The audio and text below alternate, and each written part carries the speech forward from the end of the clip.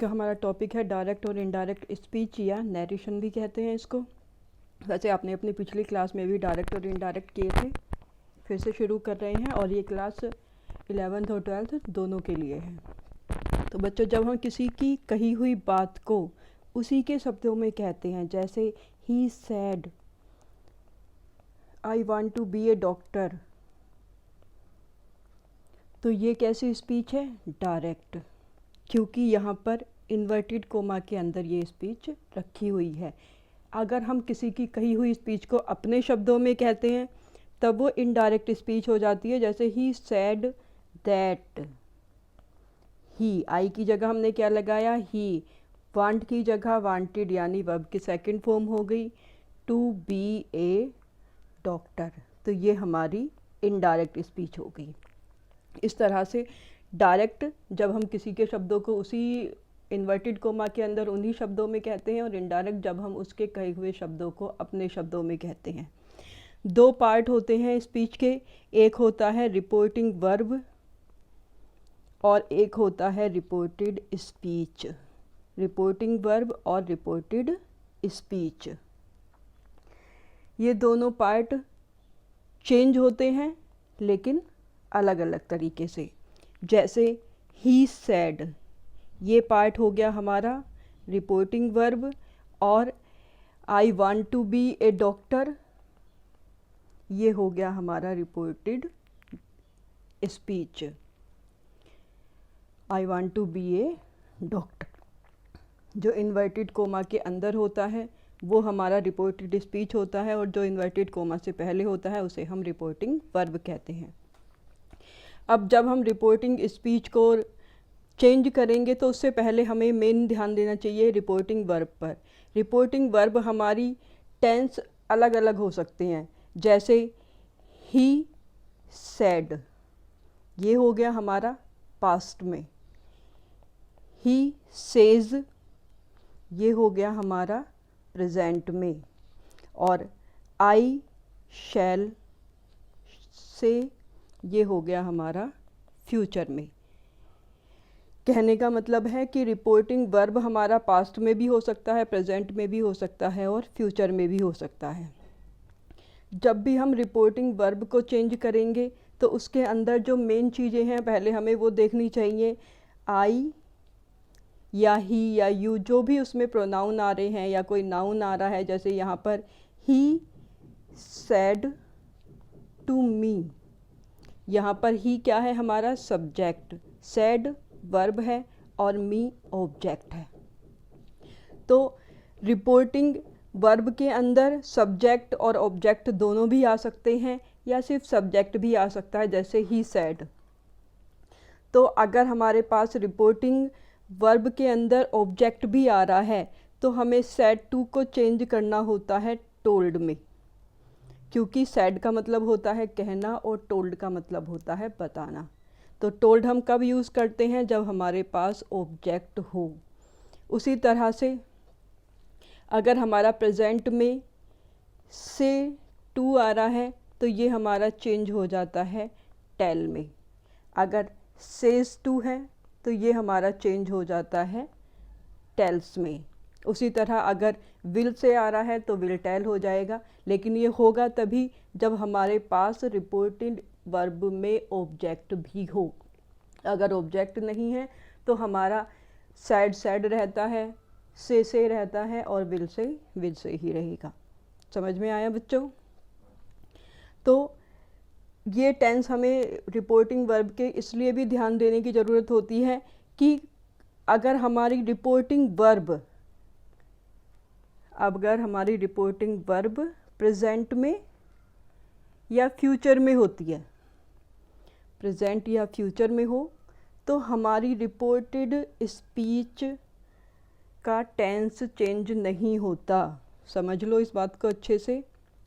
Reported speech का tense change नहीं होगा, नो चेंज। रिपोर्टेड स्पीच का टेंस कब चेंज होगा?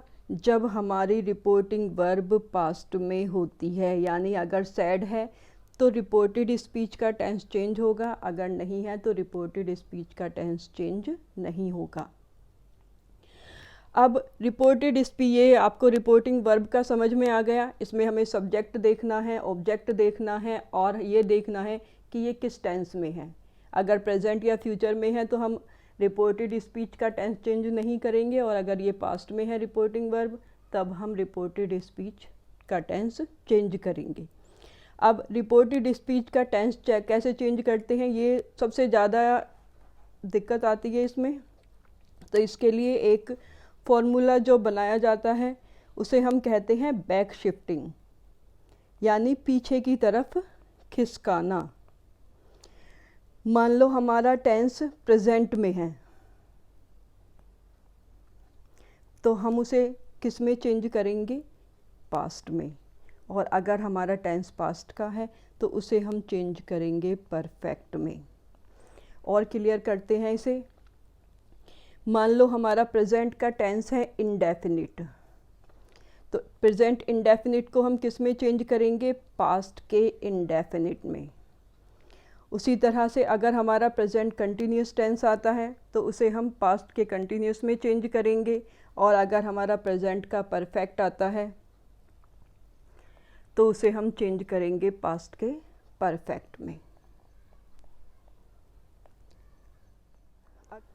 और अगर हमारा जो टेंस है वो प्रेजेंट परफेक्ट कंटिन्यूस का आता है तो उसे हम चेंज करेंगे पास्ट परफेक्ट कंटिन्यूस में। यानी चारों जो कैटेगरी हैं उसी में चेंज होती रहती हैं। प्रेजेंट कंटिन्यूस है तो पास्ट कंटिन्यूस में बदल जाएगा, प्रेजेंट परफेक्ट है तो पास्ट परफेक्ट में बदल जाएगा, और प्रेजेंट इंडेफिनिट है तो पास्ट इंडेफिनिट में बदल जाएगा। प्रेजेंट इंडेफिनिट के बारे में बच्चों तुम जानते हो, यहाँ पर वर्ब की फर्स्ट फॉर्म आती है, या तो उसमें एस या एस लगता है या नहीं लगता।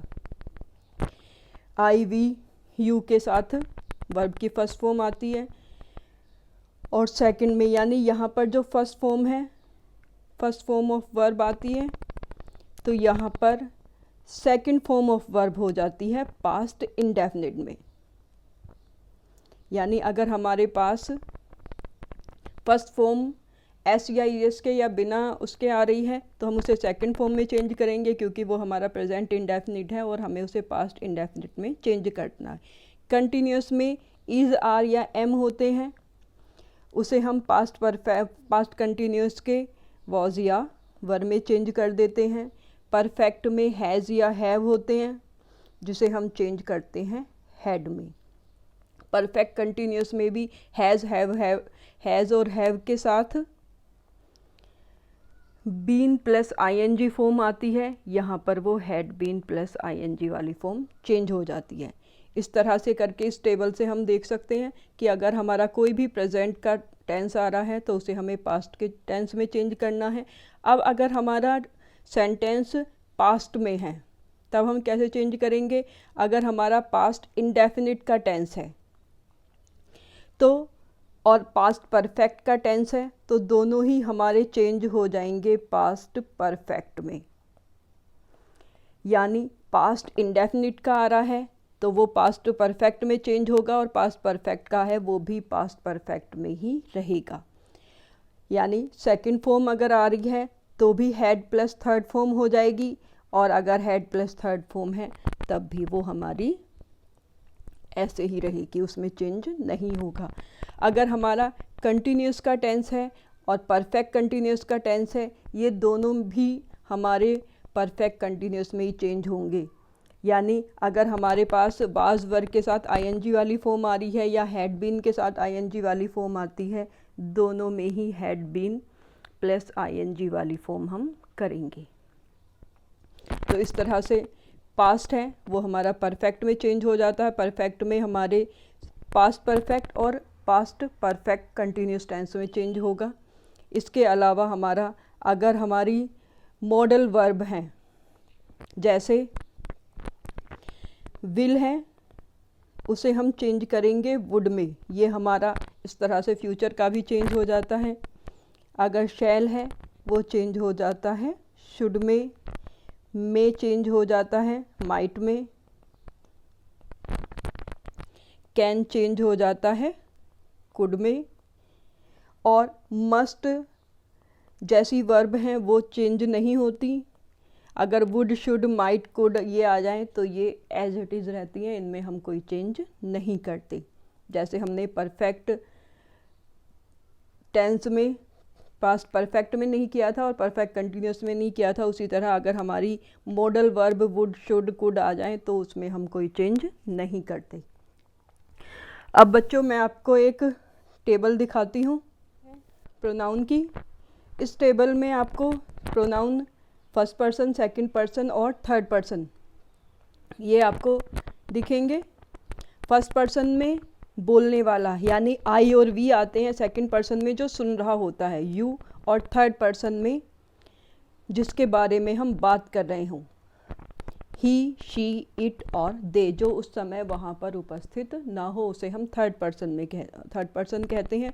इनके केस होते हैं, जैसे हम संस्कृत में पढ़ते हैं कर्ता ने कर्म को कर्ण से, उसी तरह इंग्लिश में केस होते हैं, सब्जेक्टिव केस, ऑब्जेक्टिव केस और possessive case.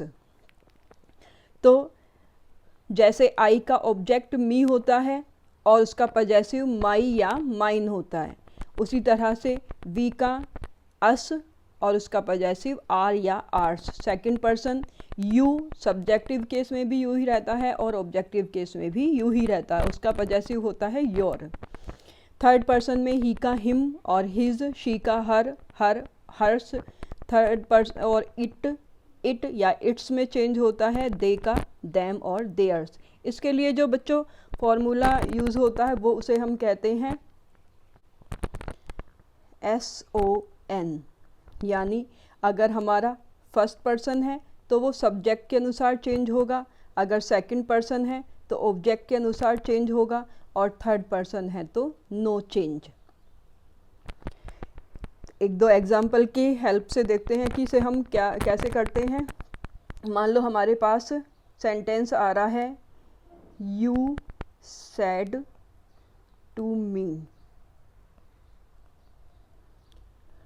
I know you and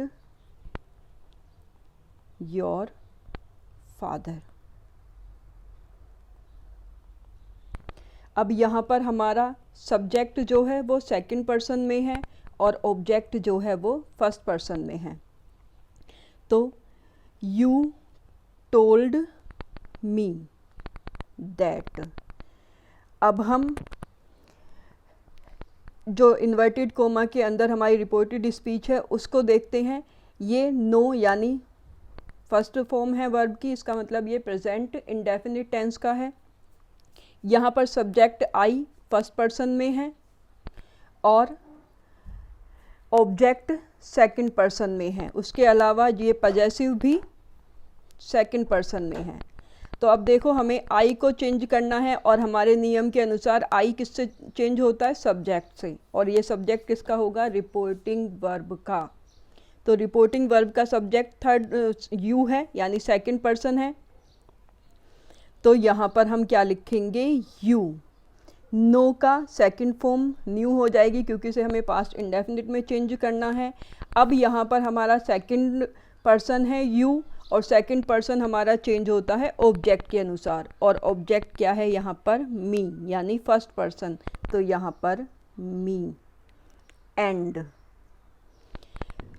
possessive भी सेकंड पर्सन में है और सेकंड पर्सन हमारा फर्स्ट पर्सन में है, तो यहाँ पर हम ये देखेंगे कि योर सेकंड पर्सन का योर फर्स्ट पर्सन के माई में चेंज होगा, यानी ये हमारे केस नहीं बदलेंगे, इस केस में ही रहेगा, हमारे सिर्फ यहाँ पर पर्सन चेंज होंगे। हमें सेकंड पर्सन चेंज करना है फर्स्ट पर्सन में, तो योर की जगह माई आएगा, यू की जगह मी आएगा, और अगर हमें सब्जेक्ट बदलना हो तो यू की जगह आई या आई की जगह यू आएगा।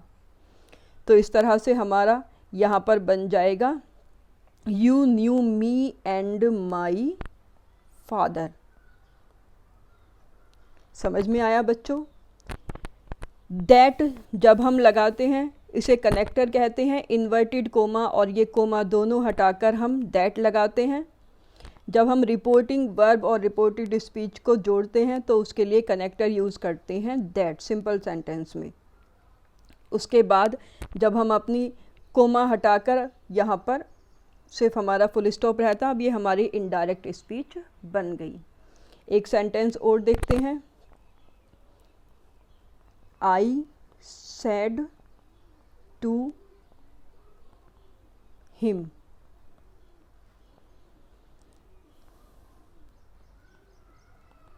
I will go to school.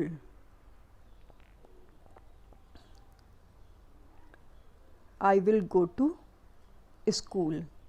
तो I told him that, यहाँ फर्स्ट पर्सन है और फर्स्ट पर्सन किसके अनुसार चेंज होता है? सब्जेक्ट के, और सब्जेक्ट हमारा I है तो यहाँ पर हमारा I ही रहेगा। विल यहाँ पर वुड हो जाएगा। वैसे आई के साथ शैल आता है लेकिन विल भी हम यूज़ कर लेते हैं। I would go to school. समझ में आया बच्चों? इसके अलावा एक और टेबल है जो आपको याद करनी है।